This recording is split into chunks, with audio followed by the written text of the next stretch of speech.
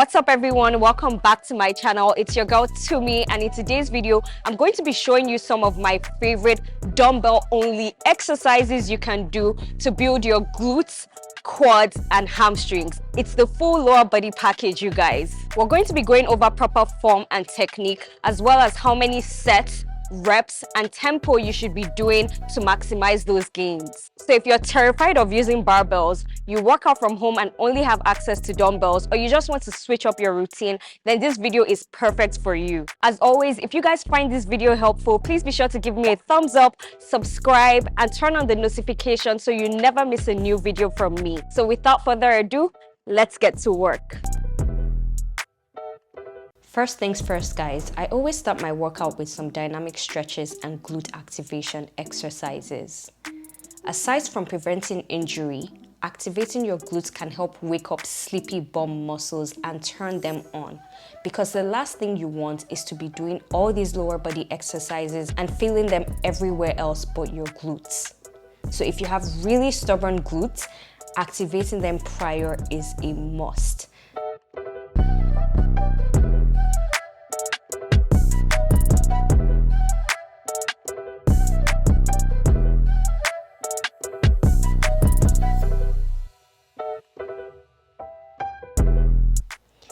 Our first exercise is the dumbbell sumo squat, and we're going to make this even more challenging by doing it as a drop set. With this drop set, we're going to perform 3 sets of the same exercise back to back, but using 3 different weights. I usually start by placing my feet wider than shoulder width apart, toes pointed outwards and keeping my core tight. Starting with the heaviest weight, I grab the dumbbell firmly with both hands and begin to lower my hips down and back, just like if I were sitting back into a chair. You'll notice that when I come up, I don't fully extend my legs or lock them out, and that's because I want to keep the tension in my glutes all through this movement.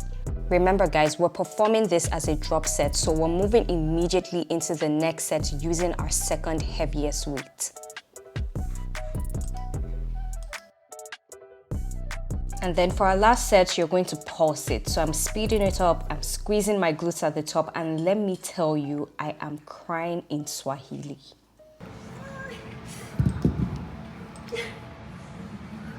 Our next exercise is the dumbbell hip thrust, and this is a staple in my lower body routine. It is such an amazing isolation exercise and the gains go straight to the booty. You're going to start by placing a heavy dumbbell on top of your thighs right above your hip flexors. Now place your upper back against the bench or sofa, keeping your chin tucked in and your feet flat on the floor. Lift your hips off the ground and squeeze those glutes until your upper back is fully extended to parallel. I like to hold the top position for a brief pause and then slowly lower my hips back to the starting position. If you're doing this exercise correctly, you should definitely be feeling the burn. And if you can't feel it after 12 reps, girl, it's time to up those weights. I usually like to hold my last rep for about 20 seconds. And guys, let me tell you, it burns like crazy. Now, if your glutes have not already given up on you, you can superset this with a B stance hip thrust. As you can see, the forward leg is the one doing all the work, and we're just using that back leg for stability. If you find this too challenging, drop the weight and do it with just your body weight. Next up is the single leg reverse lunge, and this is another of my faves, you guys. If you find lunges really painful and hard on your knees, it's because you've probably been doing forward lunges and not reverse lunges. With the forward lunge, your front leg does most of the work, so there's more pressure on your knees and a greater focus on your quads. Do you guys see the difference? With reverse lunges, we are saying bye-bye to knee pain. Thank me later.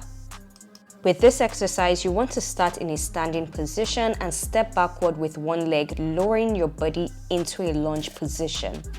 Unlike the forward lunge, your back leg does most of the work and so directly targets your glutes and hamstrings.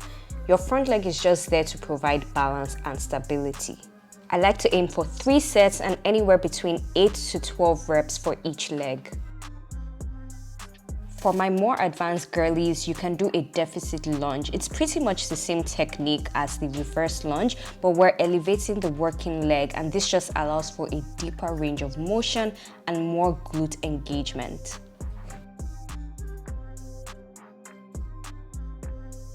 Up next is the B stance Romanian deadlift. You guys are probably already used to the regular dumbbell RDLs, but I can tell you for free that this variation goes hard, especially if you struggle with feeling this exercise in your hamstrings and glutes. The leg working is the one in front, and the hind leg is there for stability and support. I want you to keep that working knee bent and keep reaching towards the ground until you feel a stretch in your glutes and hamstrings. Make sure you perform this exercise with a slow and controlled tempo.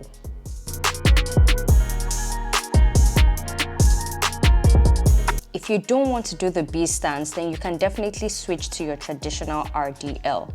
Remember that this is a hinge movement, so forward and backward, not up and down.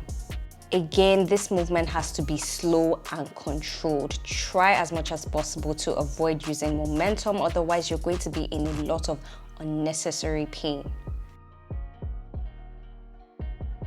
Our next exercise is the front squat, and this is more of a quad-focused exercise. To start, I'm keeping my feet slightly wider than hip width apart, allowing each dumbbell rest on top of my shoulders, and to balance them, you want to keep your elbows facing forward. I'm also keeping my head facing forward, back straight, chest high, squatting down by bending my hips back while allowing my knees come forward slightly. You want to make sure you're squatting to at least parallel or just below parallel. I hope you guys are enjoying this video so far. Please be sure to thumbs up if you are. Our next exercise is the glute-focused step up. Now I want you to find a bench or a steady platform and place one foot on the bench and the other leg behind you. Make sure that back leg is at a 90-degree angle away from the bench. Doing this will allow you feel this movement more in your glutes as opposed to your quads. You definitely don't want to be using momentum to perform this exercise. Also, if you do decide to place that back foot closer to the bench, you're going to be focusing more on your quads and you will barely feel this in your glutes. Every time you step up, you need to be pushing from your heel and applying constant pressure. Guys, I saved the best for the last, or should I say worst for the last, because trust me, when it comes to Bulgarian split squats, it's a love-hate relationship. If this is your first time doing this exercise or you find it difficult balancing, guys, never look, I don't even know what I'm saying. Don't lose focus, guys. Don't lose guard, because clearly I lost guard. I looked at the camera and my balance it went to the gutter. So don't be like me. We're going to take that again. Anyways, guys, what I was trying to say is that if you're a beginner or new to this exercise, drop the weights and use just your body weight. As you get stronger, you can begin to throw on more weights. When performing this exercise, you want to keep your toes in line with your knees, and if you want to feel this even more in your glutes, try and keep your chest in a slightly lowered position. If you stand upright, you will most likely feel this more in your quads, and that's not a problem, it just depends on what your goals are.